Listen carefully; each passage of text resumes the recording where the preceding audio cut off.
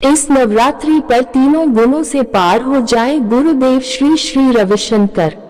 नवरात्रि के 9 दिन आनंद लेने और 3 मौलिक गुणों जिनसे ब्रह्मांड का निर्माण हुआ है से पार हो जाने का अद्भुत अवसर है।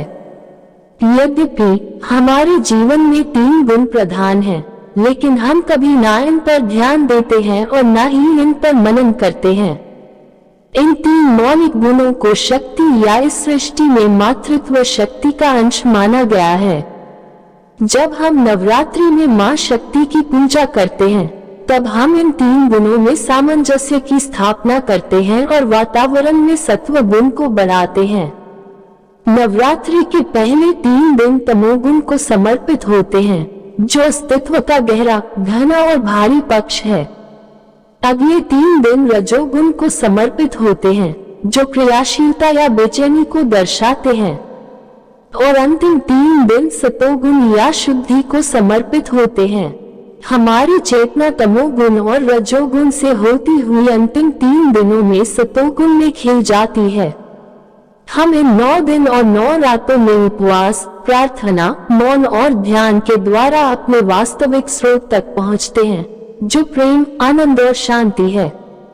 जब भी जीवन में सतोगुण प्रभावी होता है, विजय निश्चित रूप से होती है।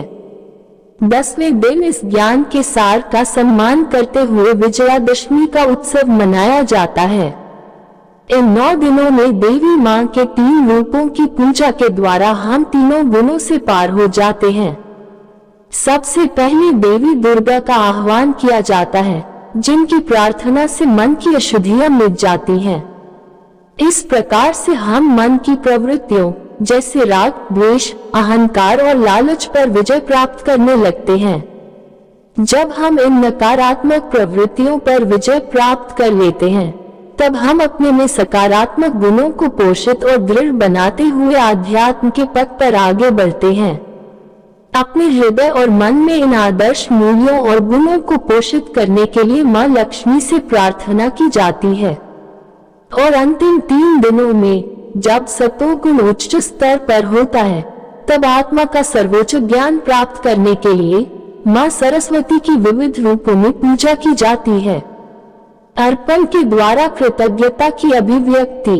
इन पवित्र दिनों में देवी मां को फूल और फल अर्पित किए जाते हैं, लेकिन फूल वास्तव में इस बात का प्रतीक है कि मनुष्य की चेतना खिली हुई है। हम कौन हैं? हम पूर्ण, आकर्षक, बहुत हल्के और सुंदर हैं। फल पूर्णता का प्रतीक हैं। एक पौधे के जीवन चक्र में फल पूर्णता को दर्शाते हैं।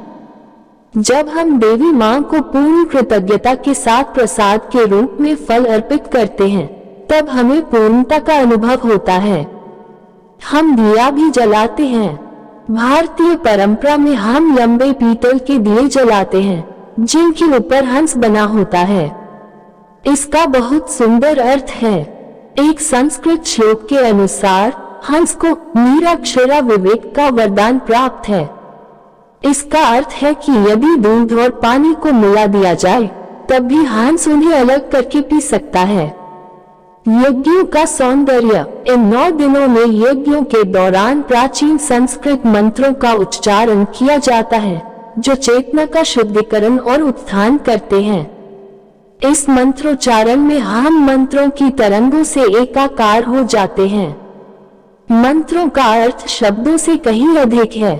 नवरात्रि में होने वाले यज्ञों में हो रहे संस्कृत मंत्रोच्चारण को पूर्ण रूप से समझने के बजाय हमें मंत्रोच्चारण द्वारा निर्मित ध्यानस्थ, सकारात्मक और शुभ वातावरण में डूब जाना चाहिए।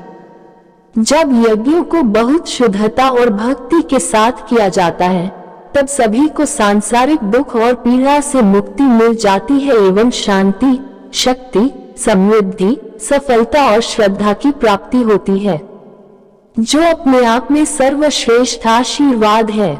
9वें दिन हम यज्ञ में अर्पण के द्वारा उस सब कुछ का सम्मान करते हैं जो हमें प्राप्त हुआ है, चाहे वह बड़ी से बड़ी उपलब्धि हो या फिर कोई छोटी सी चीज ही क्यों ना हो। संपूर्ण सृष्टि सजीव हो उठती है और हम हर चीज में देवी मां की तरंग को देखने लगते हैं। बिल्कुल वैसे ही जैसे कि एक बच्चा हर चीज में जीवन को देखता है। देवी माया परम शुद्ध चेतना जो सर्वव्यापी है, समस्त सृष्टि पर अपने आशीर्वाद की वर्षा करती है। हर रूप और हर नाम में एक ही दिव्यता को देखना ही नवरात्रि का उत्सव मनाना है। 10वां दिन विजयादशमी या विजय का दिवस है। यह विजय का सम्मान करने का दिन है।